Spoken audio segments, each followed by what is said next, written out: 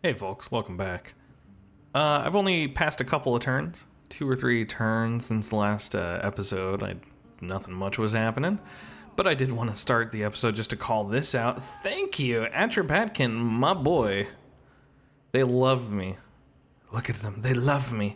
170. Man, they're not going to like me as much once this war is over, I guess, but I think they're going to single-handedly end it. Ekbatana, entirely undefended.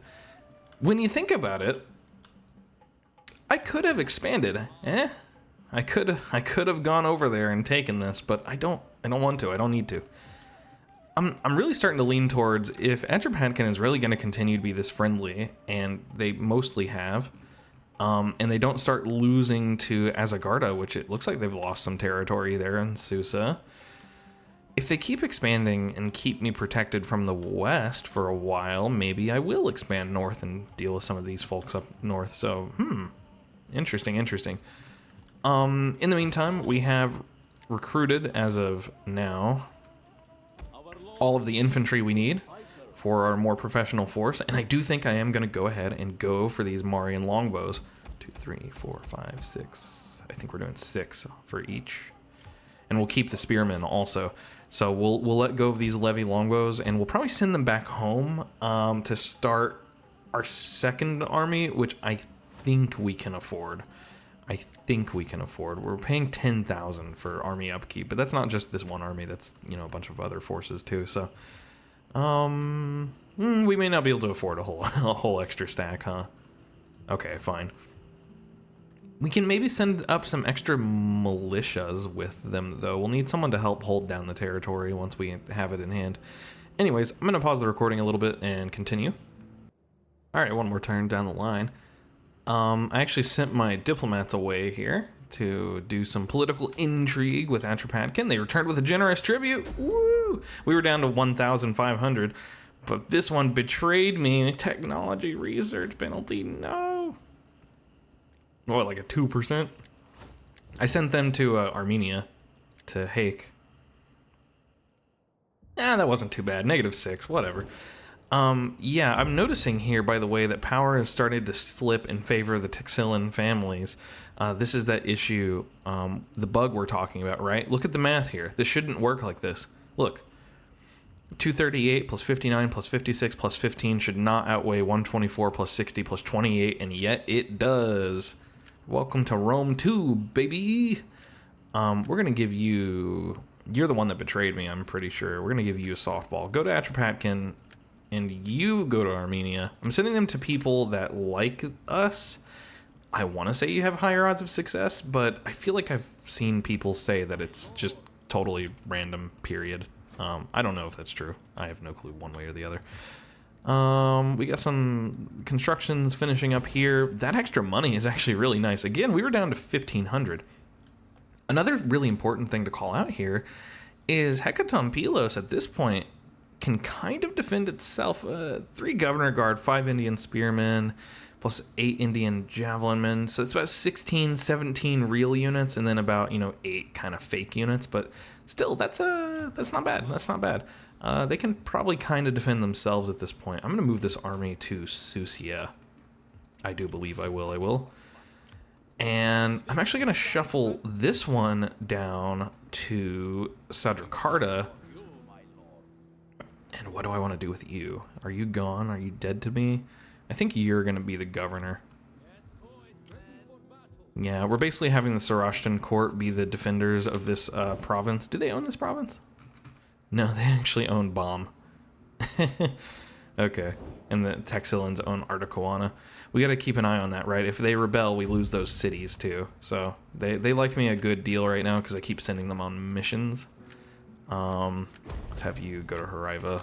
There you go. The emissary missions are actually very cheap. So look at this. Only 1412 cost for 1669. Okay, but they're a lot cheaper at the beginning of the turn. You'll see. Someday you'll all see. We got one more turn left on the military before it finishes. This is looking very, very good to me. And I think next turn we'll start recruiting some extra elephants. Those extra 3 slots, I think I want them to be 5 elephants. It's going to be really expensive.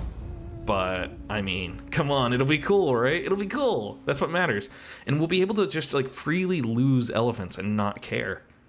Elephants are so important, but when you have, like, 6 of them, they're not so important anymore, are they? They're just really strong. If you think about it, they cost $3,500 a pop. So, what? 3, 6, 9, 12, 15, 18. Like, about 20,000 bucks, or a little bit more if you count the generals unit, which only costs 1,000, but realistically it would cost like 5,000 or 6,000 in this game. Dang, that's expensive. That's a lot of money. That's like the cost of the whole army. Freaking raiders, man. Do I need to give them like 2? Oh, cool. Okay. Okay, cavalry is for days. And, oh yeah, we refuse to intimidate the opposition, so we have a bit of loyalty to the political parties. You know what? Maybe we should think about changing the, our culture, our, government. We have -10 loyalty for all political parties here. We could take a big hit on empire maintenance and upkeep costs. This would effectively be a 10% loss. Oligarchy actually sounds kind of good. Now, -20 public order faction-wide decaying by 2 per turn. And -20 loyalty for all parties decaying by 2 per turn. Yeesh. This would be a good time to go for it. It'd be a great time to go for it. How long does that effect from that event last, is the question for me. For 5 turns. And how long does the government swap last? About 10. So we'd have about 5 turns with -10 loyalty. We would be getting... Oh, and then -20% public order penalties due to presence of foreign cultures, which we're resolving. We're getting on that, right? We're getting on top of that now. More slave unrest. What kind of issues do we have in terms of slave unrest as is? Wow. Ooh, -11, so we'd be looking at -16, right? Or is it 50%? Or is it 50? 20% on top. Civil research rate is good. The political loyalty is good. The taxes is really good. 10% tax across the entire empire is really, really, really good. The loss of public order sucks. This is essentially a -5% loss in upkeep, so that's taking us down. 5% of 12,000 is enough to make me sad. But not that much. I mean, you know, it's 600, right? Something like 600 more bucks per turn. We're making +26 public order here, +11 public order here. They might be an issue. So 20% more unhappiness due to slaves is like 1 maybe there. Depending on if they round up or down. Then we add on the cultural differences. That's maybe 1 there if they round up. Cultural differences here, 20% is like 2. That's not that big of a difference. And we're making 12,000 from taxes, so that would immediately outweigh in income the loss that we'd lose in upkeep, 10% versus 5%, and then the loyalty would basically no longer be an issue for us, I think. Let's do it.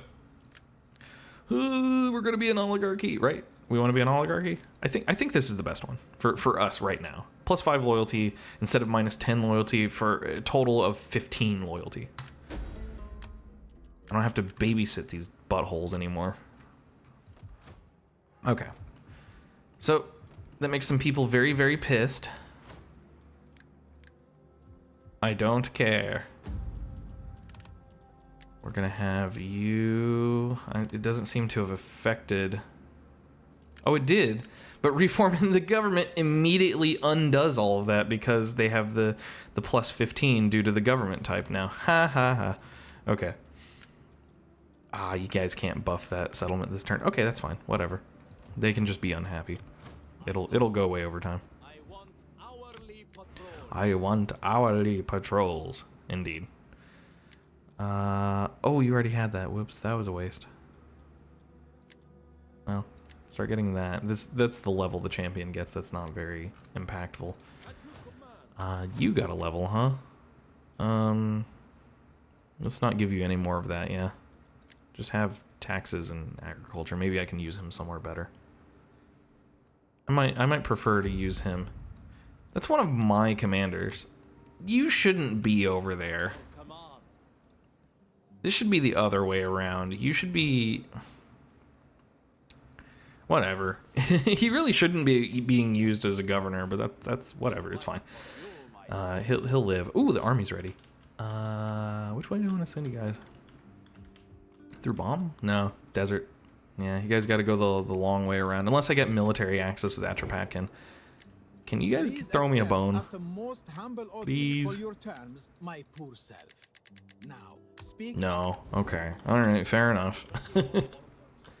That does mean we can't afford the elephant goon force that I want, but that's okay. We'll live. All right. Don't lose anyone. I quick saved the game for this purpose. All right. So they're gonna be what? Like 6 turns to get up there. Well, we'll make the money back for the elephants by then. The loss to happiness kind of sucks. We'll organize some games, and this is the province of Macaw, right? Yeah. So you're kind of problematic. Let's have you do the thing. Oh, I'm getting messages. Oh, hang on.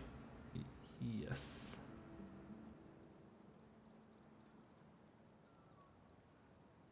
Sorry, my wife's getting some coffee and she's been messaging me about which one I want. Okay. She's an angel. Usually I'd be complaining about people messaging me while I'm recording, but when they're like getting you stuff, like you can't say anything, man. Okay.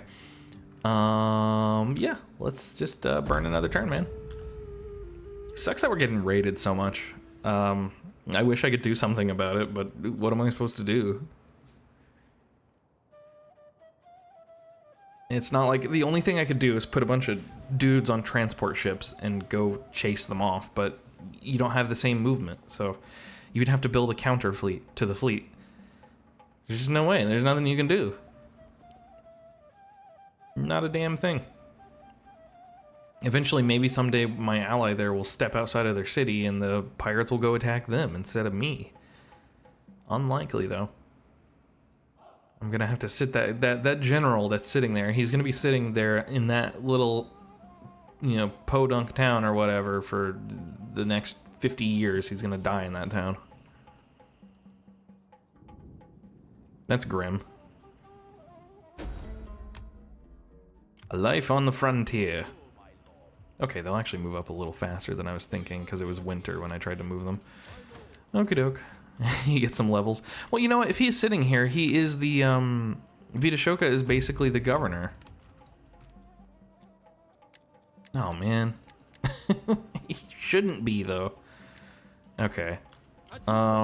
He's already kitted out to start being a general, so I can't justify having him there doing that. Let's have this dude live there, I guess. Sucks to have to spend the money for that, but whatever. These are probably wimpy ships anyways, but I can't afford it. Fleets are too expensive in this game, in this mod, to justify that. You too, honestly, should be... I mean, if you're gonna govern, at least govern somewhere else, I don't know. Whatever. We don't have many generals in this bloodline. Our kids are still 1 and 2 years old. You don't even have any kids yet. Older bro is dead before the campaign even started. All right, folks, I'm gonna pause the recording for a bit again. I'm still getting messages. Okay, I'm gonna pause the video again, and I'll see you in a minute.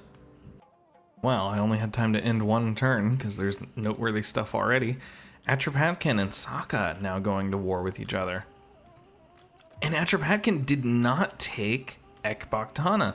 They must have been... Yeah, and now they've taken Susa. Okay, so what happened here is Azagarda pushed out to Susa and took it. We noticed that. And they must have pulled their army completely off of Ekbaktana, which they had almost a guaranteed victory to reclaim Susa. And now they've gone to war with Sokka, and you can see Sokka here setting up, getting ready for the kill. Preparing themselves to take me out here. Wow. You know, at this point, I don't feel like I need to have my spy here, just sitting and waiting to see issues from Atropatkin. They've seemed like reliable allies completely. So I do think that we need to go ahead and move this spy up north so that we have multiple spies in multiple locations that are, you know, a little more helpful for me. So let's move you up. Right. And our force here is still moving up. I did remember to give them a baggage train for summer. I almost forgot. I forgot at the end of the video, but I remembered in between to give them a baggage train, or they might take attrition. Your turn to rank up. We do need cultural conversion on you, for sure. And eventually the maintenance and public order will be good. So we'll take you down that tree, and then you... I gave you your commands already. Okay, good. Do I want any more militia recruited? If I knew what was in this stack here, I think I would send these militias at them. Because look, I mean, we got the elephant, which this elephant really belongs in this army. But I mean, if it's a cavalry army, do the Lysander box again? By the way, someone commented that the Lysander box is better than the Crassus box, and I thought that was really funny. They haven't declared war on me yet, but I think that's almost a full horse stack. Pretty sure, because horses will kind of display out until they hit infantry, and then it'll start displaying infantry. Like, you look here how it's got the elephants at the beginning, and then it starts becoming archers and missiles, and you got like more infantry. Sometimes it gets a little confused, but usually this probably means they have at least like, you know, 15 out of 20 of them are definitely cavalry. Unless they got a few weird hybrids or something in there, which means that this army can very handily defeat them. I don't want to move my main stack up yet because Nisa only has 200 supply right now, and I don't want to eat all of their supply. Again, I have the supply pit, so running out of food does not mean I will start losing troops. It means that I will start losing population. Supply, regional supply, as you can see there on the second paragraph there, it is part of how they determine the population growth, and another big part of that is culture. So once you get those two things squared away, you're in pretty good shape. You can see we're doing about 2% culture per turn. Artaquana is still really pissed because of the government change that we did. So we will untax them. I don't think we can send anyone. No, we can send someone. Okay. So you go ahead and give them some games to get them to shut up, and Hariva, give them some games to get them to shut up. Okay. That should resolve that for the time being. I'll eat the loss in taxes for now. I wonder if I can see if I'm losing anything from these pirates. I don't know how to tell like how much money I might be losing. I guess it's that, minus 40% wealth from maritime commerce and adjacent ports. I don't have many of those, so I guess it's not much of an impact. We do need to upgrade these two. We'll go ahead and do that. Not going to put you in patrol stance. I don't want to get ambushed. They're definitely thinking about taking Nisa, which is what I thought. Once you have played the game enough, I feel like the AI just kind of... You know where they're going to think about moving. They want to expand, but which direction is most convenient for them to expand? How much do they like the person? A lot of it's on random odds, and, you know, the AI can choose to roll differently than you expect them to roll, But at some point, the dice are so loaded that it just doesn't matter. Just like you can rely on, if you're playing a Sparta, Knossos, Crete will attack you. 100% every single time, they will attack you. Maybe 20 turns in, maybe 50. They will attack you. Because they can't think of anywhere else that they can logically expand. And mods are really good, but they can only do so much. Interesting. Okay. The Atropatkin have their own military reform. Okay. And they get pikes and Thueros shields. Ooh, cool, dude. I'm kind of looking forward to seeing what they get. I'm fine with not fighting them if they're fine with not fighting me. These are relatively scary forces they're looking at here. I would not want to fight this. That's a lot of elite infantry. Heavy archers too. Like, geez, dude. It's a smaller force than I'd expect to be able to take this town. This town had 20, 22, 21 defenders, right? Something like the same amount of defenders. And they took it with a 23 stack without taking casualties? What? How'd they do that? They must have taken it with another stack and moved it, right? How'd they do that? And they immediately have a... Okay, it's not a full garrison. All right, that's... Okay, fine. But how is their army so... I mean, did they merge it out? What happened there? Must be another force. Uh-huh. Yeah, that's right. Step back. Okay, they ran away. Good. Where's my spy that I'm trying to move up? I need to get some intel. And we'll move this stack up. Okay. Alright, folks. Yeah, okay. Not a whole lot done on this video. It's about 21 minutes. I'm gonna cut this one short because I can actually hear the garage is underneath the office I record in. So I can actually I can feel the garage door vibrating through my feet. So that means my wife is home. So I'm sorry, but all of you are dead to me. I'm gonna go talk to my girl. You guys have a great day. I will leave you with whatever the hell is going on right here. Have a good one and peace out.